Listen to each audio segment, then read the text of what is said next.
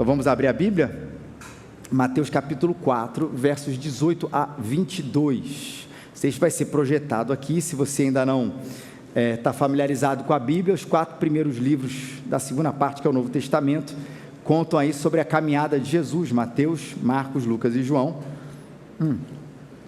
Nós vamos ler esse primeiro evangelho, Mateus 4, e os versos são os 18 a 22, quando assim diz a palavra de Deus: andando às margens do mar da Galileia, Jesus viu 2 irmãos, Simão, chamado Pedro, e o seu irmão André. Eles estavam lançando as redes ao mar, pois eles eram pescadores. E disse-lhes, Jesus disse isso: vinde a mim, e eu vos farei pescadores de homens. E imediatamente eles deixaram as redes e o seguiram. Passando mais adiante, viu outros 2 irmãos, Tiago, filho de Zebedeu, e seu irmão João, e ambos estavam num barco com seu pai Zebedeu, consertando as redes. E Jesus os chamou. E imediatamente, deixando o barco e seu pai, seguiram. Dá para perceber que estava a grande ênfase que Jesus dá nesse episódio, que a Bíblia nos conta, tem a ver com essa palavrinha aqui tão repetida nesse texto. Aliás, tem 2, o imediatamente também é importante, é uma grande marcação de texto aqui no Evangelho de Mateus, para passar a falar do tempo, mas a grande palavra, a grande ênfase aqui, você pode perceber que é a história de seguir. Imediatamente seguiram, e deixaram, e seguiram, e seguiram, e seguiram.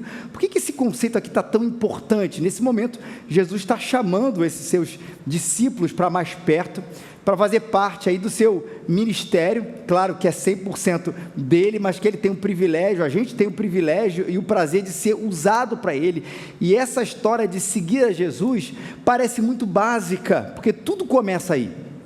Mas a gente sabe que em algum momento essa história, ela foi, ela tem sido, ela é distorcida, especialmente quando a gente vai falar, olhar para esse nosso universo brasileiro, o que é seguir a Jesus, de seguir os passos do Mestre, o que isso significa, e acho que as pessoas às vezes, ficam por vezes perdidas nessa história toda. Seguir a Jesus para muita gente pode ser, e óbvio que isso talvez seja aquilo que fica mais latente, ou presente, na verdade, para a nossa vida, significa, olha, seguir a Jesus significa que você vai ter uma vida maravilhosa daqui para frente, cheia de vitória, saúde, prosperidade e conquista. É uma falsa promessa, que por vezes a gente ouve por aí, que tem a ver com essa realidade de seguir a Jesus, mas não é como Jesus faz, não é o que a Bíblia nos ensina sobre essa história do discipulado, ou de seguir a Jesus. Por um outro lado, e a gente não pode deixar de citar isso também, já que talvez essa realidade primeira, você que veio aqui, ela esteja muito distante da gente, dificilmente, ou talvez se você acredita, vai deixar de acreditar hoje, alguém acredita que de fato isso significa saúde, prosperidade, vitória, seguir Jesus, mas a gente confunde talvez pelo lado mais tradicional, com uma coisa que a gente sempre fala aqui, quando a gente recebe um novo membro. A gente diz, olha, membresia é uma palavra importantíssima, mas a que mais vai caracterizar você é discípulo de Jesus, ou seja, você é membro dessa igreja, sem dúvida nenhuma, mas o que vai te caracterizar nessa caminhada é o seguir Jesus, e para algumas pessoas isso são coisas que na verdade significam a mesma coisa, e não é bem verdade. Quando a gente segue Jesus, sem dúvida nenhuma, a gente faz parte de uma igreja. Por que isso? Isso também é um conceito importante. Às vezes a gente vê por aí, não, eu sigo Jesus sozinho. Isso nunca fez parte do plano de Jesus, desde, na verdade, da primeira parte da Bíblia, do Antigo Testamento, até o final. Jesus sempre, a gente enfatiza muito isso aqui, chamou um povo. Deus falou das tribos, Deus chamou Abraão para ser parte, para a partir dele ser uma grande nação, e a partir disso as tribos, e Jesus chama os seus discípulos, e forma o colegiado apostólico, e aí ele fala da igreja, sempre nesse sentido coletivo, ou seja, ninguém foi feito para caminhar sozinho. É verdade que quando a gente segue a Jesus, a gente faz parte de uma membresia da igreja, mas a gente também sabe, que por vezes a gente faz parte de uma membresia da igreja, e não segue a Jesus. E aí esse conceito vai sendo um pouco distorcido na nossa cabeça. Claro que a vida na igreja faz parte da vida com Cristo, mas talvez seja um reducionismo achar que é isso somente. Que a nossa caminhada com Cristo é, como já falei também aqui algumas vezes, uma média que a gente faz. Olha, para saber se eu estou caminhando direitinho com Jesus, uma média entre frequência dos cultos, contribuição financeira, participação nas atividades na igreja. Se eu olho para essas 3 coisas aqui e faço uma média ali, talvez a minha leitura bíblica em casa também, pega essas 4 coisas, faço uma média, se eu tirar a nota 7, eu estou muito bem na fita. Eu não preciso muito, mas eu vou bastante. Eu contribuo ali na média, participo de algumas coisas, mas seguir Jesus não é isso. Não é fruto de uma média. Não é fazer igreja, apesar de incluir o nosso tempo e a nossa dedicação aqui. Seguir Jesus é um chamado existencial, ele é um chamado para a sua vida em todas as esferas.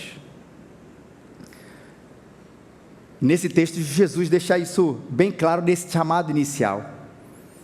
Andando um dia nas margens do mar da Galileia, ele vê 2 irmãos, Pedro e André, pescadores, estavam ali pescando. O que ele diz? Vinde a mim, e eu vos farei pescadores de homens. Não era ali uma proposta de venda, não era uma proposta religiosa, para você mudar de religião, apenas nesse sentido, mas ali está uma proposta de vida. Você vai mudar a sua vida por completo, porque eu te chamei, e você vai me seguir. E isso tem a ver com essa palavrinha maravilhosa chamada discípulo ou discipulado, e a gente tem dificuldade de enxergar essa figura hoje em dia, porque ela é muito estranha à nossa própria cultura. A gente não tem essa pessoa que a gente tem uma relação de mestre, não é verdade? Talvez a gente, no máximo, a gente diga hoje um mentor. Tem às vezes um mentor profissional, mas repara que o mentor profissional é alguém que nos vai dar conselhos importantes em algumas áreas da nossa vida, em que a gente, diante inclusive da sua proposta, a gente vai dizer sim ou não. Eu estou aqui com um embate aqui, eu estou aqui com uma questão, com uma dúvida, para onde eu sigo a partir disso, aqui na minha empresa, aqui no meu trabalho, e aí você chama alguém talvez com mais experiência, alguém que você até se submete nesse sentido, ele coloca, mas você vai dizer, faz sentido, não faz sentido, faço ou não faço, mas é uma pergunta que tem a ver com um aspecto da sua vida, um aspecto. Ele é pontual, essa relação de hoje, ela é segmentada, ela é para algumas coisas e para algumas esferas da nossa vida, mas a relação do discípulo não é assim. Ela não tem a ver apenas com algum fato, ou alguns poucos fatos, ou inclusive até com a maioria dos fatos na sua vida, não é. A relação do discípulo com o mestre tem a ver com a entrega total da gente por inteiro, em todas as esferas da nossa vida, o que nos diferencia de outro grupo que seguia Jesus, muito presente também quando a gente lê as histórias de Jesus aqui no Novo Testamento, que é a famosa multidão. Não pense que só os discípulos de Jesus seguiam Jesus, existia um outro grupo, até mais numeroso, que seguia Jesus, que era essa multidão, que estava sempre atrás dele, mas nem sempre atrás daquilo que de fato Jesus estava disposto a oferecer. A multidão, ela está muito mais interessada no resultado, a multidão ela é pontual. Senhor, me ajuda nesse milagre, me ajuda nessa situação, me ajuda nessa questão aqui que eu estou precisando. E a gente vai nessa relação de multidão, recebe aquilo ali, agradece, até reconhece que de fato é esse Jesus poderoso e vai continuar a viver a nossa vida do jeito que a gente imagina, mas por outro lado, existe o lado de fato do discípulo, aquele que estava sempre atrás de Jesus, mas que entendia que segui-lo não era só ficar andando na superfície, ouvindo na superfície, mas olhar a vida como Jesus olhava, fazer as coisas como ele fazia, amar como ele amou e quem ele amou, entender a Deus como Cristo o apresenta, como imagem perfeita de quem ele era. Esse eram os discípulos num constante aprendizado diário e frequente, como eu disse, em todas as esferas, que vai mexer a vida da gente por completo. Não apenas da maneira como a gente lida com um domingo, mas a maneira como a gente lida com a vida. Jesus estava dizendo: você vai aprender de mim, você vai conhecer o que Deus quer para a sua vida, a sua ética vai mudar, os seus relacionamentos vão ser transformados, você vai ser confrontado, você vai ser confortado, você vai ser mudado, você vai perceber que você tem agora um rei novo, um dono novo da sua vida, e que você vai fazer parte de um reino onde as coisas não funcionam da mesma lógica ou com a mesma lógica que a gente vê, ou que eles viam, e a gente continua a ver o mundo, a cultura, como a gente vê hoje. Se hoje as pessoas, quando a gente é magoado, elas lá no fundo, elas dizem para você: se vingue, e você lá no fundo diz isso para você mesmo: eu vou me vingar. O que Jesus disse para a gente? Perdoe. Quando esse mundo, e quando essa vida, e você mesmo disser: tudo depende de mim, a gente vai dizer de maneira contrária, subversiva e revolucionária: tudo está nas mãos de um Deus invisível, mas real. Quando esse mundo disser, e o nosso coração disser: viva para você mesmo e para o seu conforto, Jesus nos ensinou e nos ensina: viva para amar a Deus e ao seu próximo como a si mesmo.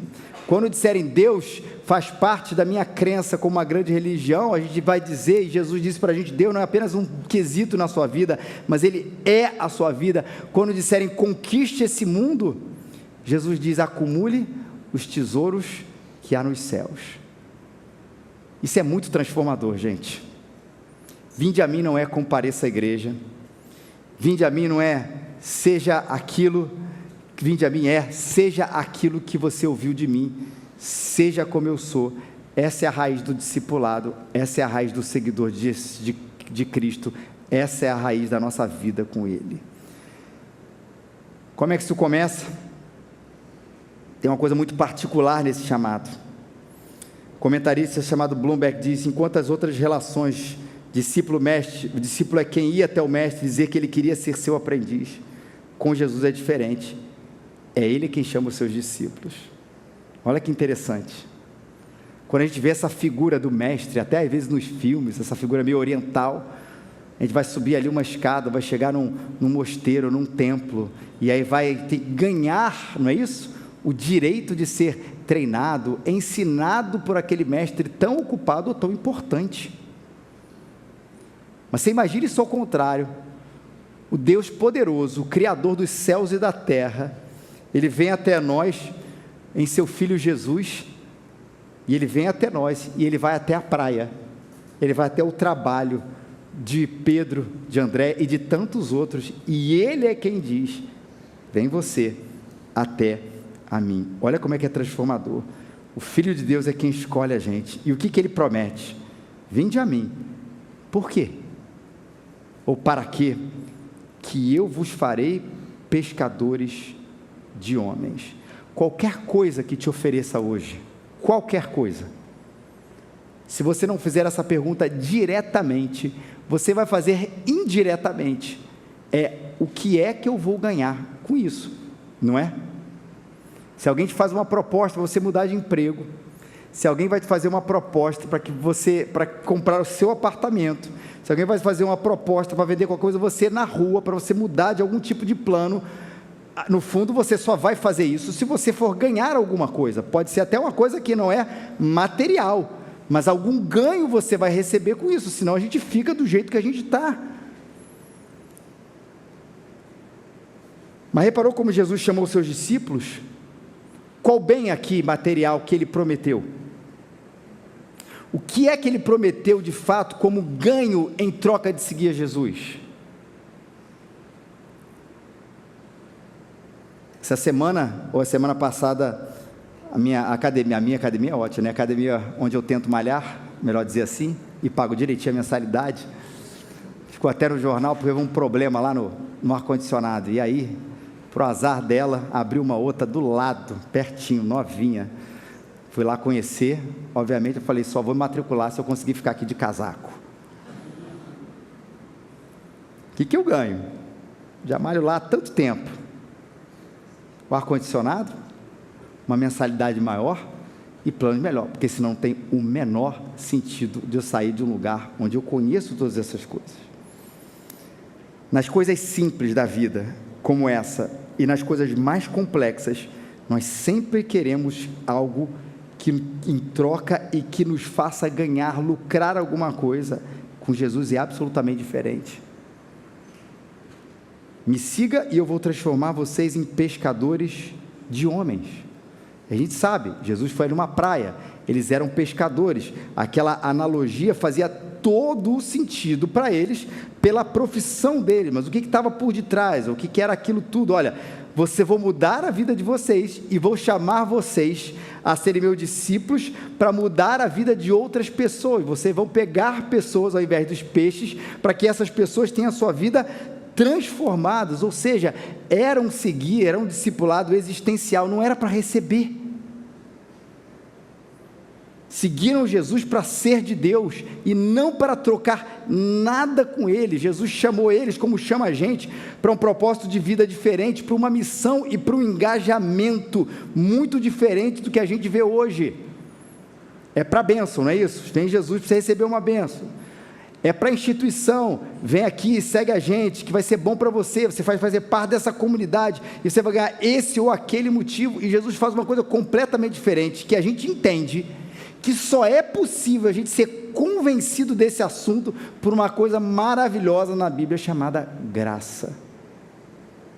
Quem é que vai trocar, ou vai começar a seguir uma pessoa, que não está lhe prometendo nessa troca, nada que a gente olhe de concreto, de real, de ganho pessoal, e simplesmente vai dizer sim, vem mudar minha vida, eu aceito que você mude minha vida, eu aceito me submeter a você, eu aceito entender a vida como é que você entende, eu aceito isso. Como é que isso é possível, que a gente um dia tenha aceitado ou entendido essa verdade? É por essa palavra maravilhosa chamada graça, que fez a gente, e aí a gente depois entende, que de fato a nossa vida se tornou mais rica,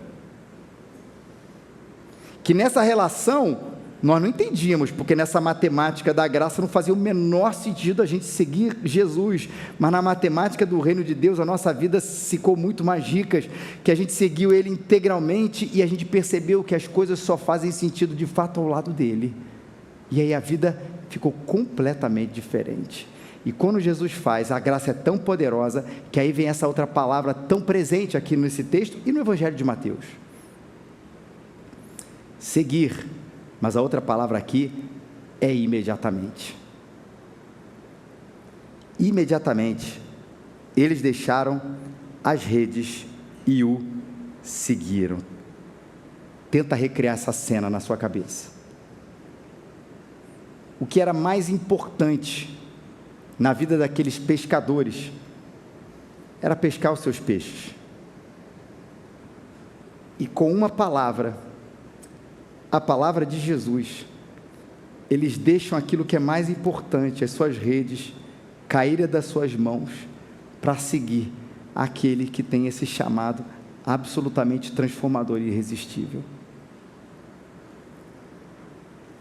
Veja, eu sempre acho isso interessante, quando leio, ou até mesmo prego esse texto, Jesus não diz, deixe as suas redes, em nenhum momento ele falou assim, abandona as redes, vem me segue. É uma consequência natural de quem encontrou um tesouro muito, muito, muito mais interessante. Quando a gente conhece a Cristo, e Cristo nos chama, e a gente entende o que é de fato segui-lo, e a gente vai sendo seduzido por esse chamado, as coisas elas começam a ganhar valores diferentes na nossa vida, e aquilo que era fundamental pode ser sim abandonado, porque a gente conheceu um amor muito maior. Talvez você que nunca tenha entrado numa igreja, talvez você não se identifique como cristão, talvez já tenha sido questionado sobre esse assunto, ou talvez você se tenha questionado sobre esse assunto, por que de fato as pessoas começam aí a igreja e começam a parecer até meio estranhas e meio fanáticas. E é bem verdade que alguns fazem falsas promessas. Se você entrar para a igreja, se você seguir Jesus, os seus problemas vão acabar. E aí a gente fala assim, é por isso. E é verdade que alguns entram nessa furada. Mas a gente tem que começar a perceber e se questionar, e eu convido você a se questionar sobre esse assunto, sobre aqueles que não fazem por esse motivo. Que talvez tenha sido quem trouxe você aqui nessa manhã. Seu amigo, sua amiga, seu marido ou sua esposa. Você sabe que ele não é manipulado, você sabe que na igreja onde ele frequenta, essa ou outra, tantas outras boas, ninguém faz esse tipo de promessa. Por que então tanta dedicação, tanto amor, tantas vezes necessidade de estar presente num lugar todo domingo, com um monte de gente cantando e ouvindo uma palavra? É isso, gente. Que Jesus Cristo fez no coração. A gente foi tão seduzido, transformado pela sua mensagem, que para a gente isso não virou uma obrigação, virou um novo amor que dura para sempre. Sabe aquilo que a gente começa a fazer porque a gente ama tanto? Sabe aquele lugar que a gente gosta de ir, que mesmo com fila a gente está disposto? Aquele show daquela banda, daquele cantor, daquela cantora que a gente gosta tanto, que a gente está disposto a ficar horas na fila e depois horas em pé, sem beber água direito, e depois, horas depois no caminho de volta. Por que as pessoas gostam de fazer isso? Elas gostam porque é alguma coisa transformadora, não duradoura, mas bacana naquele lugar. É isso que acontece com as pessoas, não quando elas vêm para a igreja, mas quando elas conhecem Jesus. A diferença é que esse amor é duradouro, transformador e integral. Ninguém larga as redes se não estiver vendo ali alguma coisa muito, muito, muito melhor. É esse chamado irresistível que Jesus faz na vida da gente. Ele chama a gente para essa relação. E ponto final. A gente só tem uma reação, que é deixar as nossas redes. E deixar as nossas redes, que é um desprendimento por amor. Não é uma obrigatoriedade, é uma consequência, é uma reação natural de quem encontrou um tesouro muito, mas muito, mas muito mais precioso. Deixa eu lhe fazer uma pergunta. Essa transformação já aconteceu com você?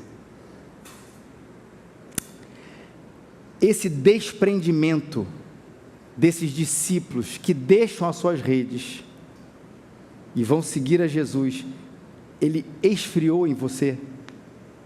Porque às vezes com o tempo, esse desprendimento, ele se transforma em obrigação. Porque depois com o tempo, esse desprendimento, ele se torna parte de uma rotina e não de uma resposta de amor que Cristo tem para a nossa vida. Tem gente que precisa ouvir o chamado de Jesus e segui-lo de fato, talvez pela primeira vez, ou talvez mesmo já tendo ouvido tantas vezes uma palavra simples como essa. Talvez os olhos hoje estejam sendo abertos pela primeira vez.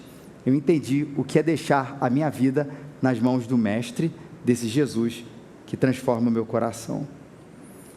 E talvez tenha gente que precise lembrar desse chamado de Jesus, que não vai mexer com algumas áreas, mas repito, com todas as áreas da nossa vida de maneira integral, fazendo com que esse desprendimento não seja uma obrigação, famoso legalismo, mas seja uma resposta amorosa a deixar tudo nas mãos de Deus, porque o nosso coração foi conquistado para Ele.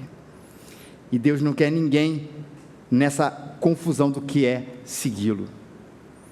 Por mais que seja atraente ter uma multidão seguindo a Cristo, Jesus sempre fez questão que as pessoas fossem seus discípulos. As multidões, elas talvez atraem a liderança da igreja, e às vezes também a membresia da igreja. Olha quanta gente tem aqui, não só nessa igreja, mas nesse espaço, ou em qualquer outra igreja, mas nunca foi isso que atraiu Jesus. não são quantas pessoas estão ali, mas se de fato são seguidores, não do movimento, mas de fato daquele Cristo Jesus que chama a gente. Primeira pergunta é aonde você se encontra. Talvez você goste da igreja, goste de Jesus, seja parte de uma multidão, mas nunca tomou um passo além disso, para de fato deixar as redes e segui-lo. Tudo começa quando você entende o final da história. Os evangelhos estão ali, claro, para a gente ler um capítulo, 2, 3, 4 por dia, mas sem nunca deixar a parte mais importante, que é quando Cristo Jesus mostra para a gente o propósito da sua vida, vir até aqui, se encarnar, morrer e ressuscitar para a redenção, para o perdão dos nossos pecados. A gente ama Ele, e a gente foi chamado por Ele, porque um dia Ele nos mostrou que de fato o grande problema da nossa vida era o nosso pecado, e que a grande solução que a gente tinha para a nossa vida não estava em nós, mas quando percebemos o seu amor ali na cruz, perdoando a gente e rompendo a barreira que nos separava de Deus, o Pai. A crucificação, ela mostra isso para a gente. É onde você se encontra, na multidão, ou caminhando ao lado de Jesus. E o desafio é, se você não foi, venha. E não é venha para essa igreja, não é venha para ser feliz, não é venha para os seus problemas acabarem, venha, e eu gosto dessa palavra que Pedro fala para Jesus, para quem iremos, se só tu tens as palavras de vida eterna, porque só nele existem as palavras de vida eterna, só Ele é a verdade, só Ele é a vida, só Ele, Jesus, é o caminho. Se você não foi, venha. E se você foi, mas percebe que essa caminhada está capenga, se para você Deus se tornou um sinônimo de bênçãos, se para você seguir a Cristo se tornou apenas um sinônimo de fazer igreja, cumprir as suas responsabilidades ministeriais, cumprir as suas responsabilidades de serviço, se a sua paixão, o desprendimento por causa do Evangelho está de lado, a palavra de Jesus não é venha de novo não, mas é redescubra esse grande amor que Cristo tem por você, de você vir de novo pescar, descobrir, lembrar o dia que você saiu da praia, deixou as suas redes e lembrou como aquilo foi maravilhoso, redescobrir esse momento e fazer parte do convite de Deus, que é fazer com que esse seu chamado não seja um chamado apenas para você, mas você foi chamado para fazer algo maior. Qualquer trabalho que a gente tenha nessa vida, nunca, nunca, nunca vai ser maior do que o trabalho, o serviço, que é ser um pescador de homens. Participar dessa grande missão de Deus, onde a gente, é bem importante dizer isso nesse texto, não precisa deixar o nosso trabalho.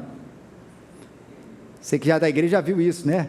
Deixaram de ser pescadores e foram ser pescadores de homens. Não, eles continuaram a ser pescadores, gente. Não tem problema. Se você é um advogado, você vai continuar sendo advogado. Se você é músico, você vai continuar sendo músico. Se você é médico, você vai continuar sendo médico. Talvez Deus tenha chamado você para exercer essa profissão em outro lugar, ou talvez até você possa deixar eventualmente esse seu trabalho para fazer outra coisa, mas isso não é uma regra.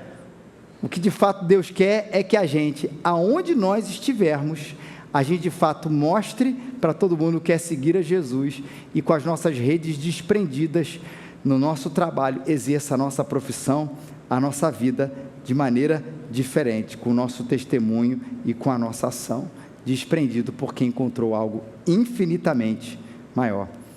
Vem seguir, larga as redes, paga o preço, vem viver para Ele, e que Deus te abençoe.